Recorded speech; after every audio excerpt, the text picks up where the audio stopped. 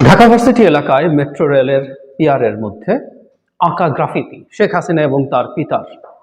বিশেষ করে শেখ হাসিনা যে গ্রাফিতিটা ছিল, যেটা একটা ঘৃণার স্তম্ভ হয়ে দাঁড়িয়েছিল, সেটা মুছে ফেলা হয়েছে গতকাল।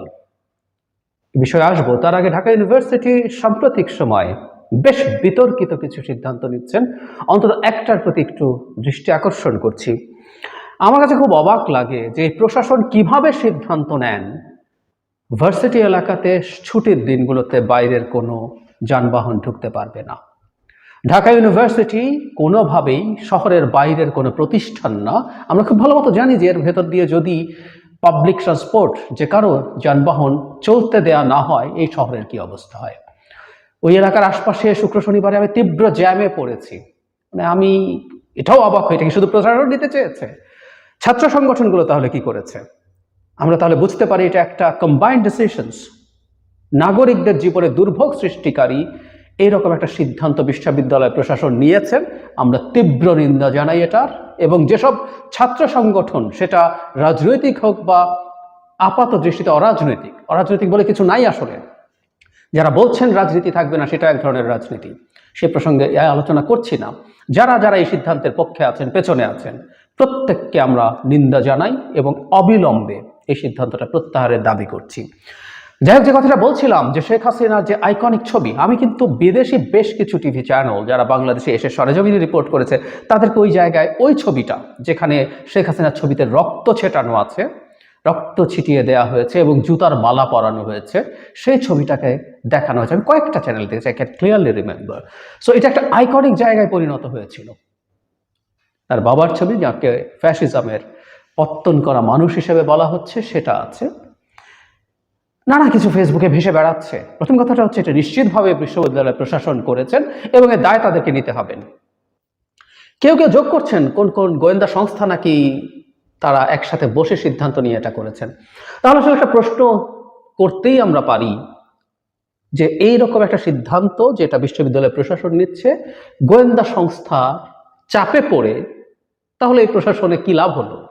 যিনি ভিসি আছেন তিনি একাডেমিকলি অত্যন্ত সাউন্ড মানুষ, অত্যন্ত কৃতি মানুষ, কোনো সন্দেহ নেই। সাথে অন্য যে প্রশাসনের প্রভিসি বা অন্যান্য পদে যারা আছেন, রেজিস্ট্রার আছেন, প্রত্যেকে নতুন করে এসছেন। গোয়েন্দা সংস্থা যদি তাদেরকে বলে থাকে, সেটা উইথস্ট্যান্ড করার মতো সক্ষমতা তাদের নাই। একটা কথা মনে রাখতে হবে, ভিসি মানে একাডেমিশিয়ান না, প্রভিসি বা রেজিস্ট্রার মানে শুধু একাডেমিশিয়ান না, এটা একাডেমিশিয়ানের কাজ না। এখানের সাথে বিরাট একটা অংশ প্রশাসন জড়িত। এবং আমাদের ঢাকা ইউনিভার্সিটির একটা ভিন্ন চরিত্র আছে। এই চরিত্র ভালো কি খারাপ কেউ ডিবেট করতে পারেন, কিন্তু একটা ভিন্ন চরিত্র আছে। এমনকি শেখ হাসিনার এই পতন ইনিশিয়েটেড হয়েছিল এই বিশ্ববিদ্যালয়কে কেন্দ্র করে। সারা গণতান্ত্রিক মুভমেন্টগুলো, এটা এরশাদ বিরোধী বলি আর এমনকি আইয়ুব বিরোধী, যেখানেই বলি, আমাদের আসলে সেই 52 থেকে শুরু করে ইউনিভার্সিটি স্টুডেন্টরা কাজ করেছে। ওদের একটা চরিত্র আছে, এটাকে ম্যানেজ করতে পারার মতো একজন ভিসি থাকা দরকার ছিল, বা ওভারঅল প্রশাসন, আমরা প্রশাসনকে কম্বাইন্ডলি বলছি, তারা সেটা পারছেন না। মুছে ফেলা হলো এবং সেই জায়গায় আরেকটা গ্রাফিতি আঁকা হয়েছে, সেটারও অনেকের সমালোচনা আছে, সেটা অনেকের কাছে ভাল লাগেনি। অনেকটা ইয়াহিয়ার যে কামরুল হাসান ইয়াহিয়ার যে ছবি এঁকেছিলেন মুক্তিযুদ্ধের সময়, সেটার এক ধরনের রিপ্রেজেন্টেশন এর মধ্যে দেখা যাচ্ছে। আমি এটাকে ভুল সঠিক সেই আলোচনায় যাচ্ছি না, এটাও একটা রিপ্রেজেন্টেশন হতে পারে। এবং এই ধরনের একটা ছবি আসলে শেখ হাসিনার ওই সময়েও হয়েছিল, মানে জুলাই আপরাইজিং এর সময় হয়েছিল। সো এটা থাকতে পারে, কিন্তু এই যে মোছা হলো, এই মোছাটা গভীর রাতে চুরি করে মোছা হচ্ছিল কারোর সাথে কথা না বলে, এটা অত্যন্ত ন্যাক্কারজনক একটা কাজ হয়েছে। মানে আমাদের অনেক গ্রাফিতি, আমরা সারা বাংলাদেশ গ্রাফিতি একে ভরিয়ে ফেলেছি, কিন্তু এই একটা গ্রাফিতি মনে হয় সবচেয়ে বেশি মনোযোগ পাওয়া, যে সর্বোচ্চ কয়েকটা আছে তার মধ্যে এটা একটা। কারণ আমাদের দেশ তৈরি করার যেমন আশা আছে, আকাঙ্ক্ষা আছে গ্রাফিতিগুলোতে, কেমন দেশ আমরা দেখতে চাই সেটা যেমন আছে, একই সাথে আছে শেখ হাসিনার সময় কি বিভৎসতা, কি বর্বরতা জনগণের উপরে, নাগরিকের উপরে চলেছিল, সেটার রিপ্রেজেন্টেশন। এবং এই ছবিটা অ্যাপারেন্টলি মানে বিকৃত করে আঁকা হয়নি, কিন্তু এটাকে শেষ পর্যন্ত সবাই মিলে যে চেহারা দিয়েছিলেন, তাতে সবচেয়ে ধিকৃত এই যাবতীয় ক্ষোভ, যাবতীয় ঘৃণা, সবকিছু গিয়ে ওটার উপরে পড়েছিল। এবং রাইটলি, কারণ আমাদের যাবতীয় সংকটের পেছনে আমাদের ব্যক্তিগত জীবনের, রাষ্ট্রীয় জীবনের, অর্থনীতির, স্টেটের সিস্টেম, সবকিছু ধ্বংস যিনি করেছেন, তার প্রতি আমাদের ঘৃণা, ক্ষোভ, ক্রোধ থাকবে সেটার বহিঃপ্রকাশ চমৎকারভাবে ওই ছবিটাতে ছিল। সো ওটাই আইকনিক ছবি হয়ে দাঁড়িয়েছিল অনেক ক্ষেত্রেই। ওটা মুছে ফেলা হলো, নতুন করে হুবহু একই ছবি এঁকে ওখানে বসিয়ে দিলেও ওই মোছার পাপের প্রায়শ্চিত্ত হয় না। বিশ্ববিদ্যালয় কর্তৃপক্ষকে আসলে ব্যাখ্যা করতে হবে কেন তারা এটা করেছেন। অনেকে বলছেন যে প্রক্টরের পদত্যাগ চাইছেন বা এরকম, বা প্রশাসনের কারো কারো, আমি নিশ্চিত নই, এরকম ক্যাম্পেইন দেখলাম ভার্সিটি এলাকায়। কিন্তু তার আগে, সবার আগে ভার্সিটির সর্বোচ্চ প্রশাসন, ভিসি, কারণ ডিফ্যাক্টো দায়িত্ব তার, এটার ব্যাখ্যা তাকে দিতে হবে যে এটা কেন করতে দেয়া হয়েছে, ব্যাখ্যা দিতে হবে। অনেক ইনোভেটিভ আইডিয়াস আছে। এই ছবিটা যেহেতু ডিজিটালি আছে, এটাকে প্রিন্ট করে ওখানে আঠা দিয়ে স্টিকারের মতো সাঁটিয়ে দেওয়া হোক, সো দ্যাট এটা আবার ফিরে আসে। নানান আলোচনা আছে, কিন্তু এগুলো কোনোটাই আসলে ওই ছবিটা না।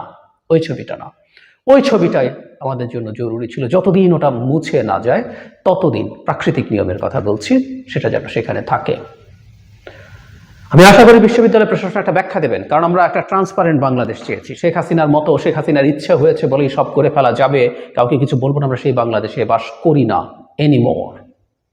তাদেরকে ব্যাখ্যা দেওয়া উচিত হবে, সো দ্যাট আমরা বুঝতে পারবো কি কারণে তারা এই কাজটা করেছেন। এবং আমি একজন মানুষকেও দেখিনি সোফার, আমার অন্তত সোশ্যাল মিডিয়া স্ফিয়ারে, আমি জানি এর মধ্যে ইকো চেম্বারের ব্যাপার আছে, বাবলের ব্যাপার আছে, তারপর আমি দেখি নাই কেউ এটাকে সমর্থন করছেন। আমরা দেখতে চাই এই ধরনের ঘটনার ব্যাখ্যা নিয়ে আসা হবে। এখন ঘটনা যেটা ঘটে গেছে তো গেছেই, এখন আসলে এটাকে কিভাবে অল্টারনেটিভ কোনো রেস্টোরেশন করা যায়, যদি অলরেডি ওখানে একটা ছবি আঁকা হয়েছে, সেটা না অন্য কোনো ওই ছবিটাই ফিরিয়ে আনা হবে, সেটা নিয়ে একটা সিদ্ধান্ত নেওয়া জরুরি। কিন্তু আবারও বলছি, আমাদের দেয়ালে আঁকা কোনো গ্রাফিতি মোছা যাবে না সকল সৌন্দর্যের নামে। এগুলোই সৌন্দর্য। শেখ হাসিনার ছবিতে রক্ত, লাল রং ছেটানো হচ্ছে, জুতোর মালা ঝুলিয়ে রেখেছে, এটা সৌন্দর্য, এটা আমাদের সাফল্যের গল্প বলে, এটা আমাদের গৌরবের গল্প বলে। তার মতো একজন দানবীকে আমরা ঝেঁটিয়ে বিদায় করতে পেরেছি, যতবার দেখবো সেটা আমাদের গর্বিত করবে। এর চেয়ে সুন্দর কোনো ছবি হয় না, চুনকাম করে সাদা করে সুন্দর হয় না। দেয়ালগুলোতে যা লেখা আছে এগুলো প্রত্যেকটা এর চেয়ে সুন্দর কিছু হয় না। একটা জাতি যে গর্ব অর্জন করেছে এই জুলাই আগস্ট অভ্যুত্থানের সময়, এর চেয়ে বড় কোনো সৌন্দর্য নেই। তাই সৌন্দর্যের নামে কোনো একটা ছবির ওপরেও এমন কিছু আর কখনো যেন না হয়, সেই ব্যবস্থা নেওয়া জরুরি।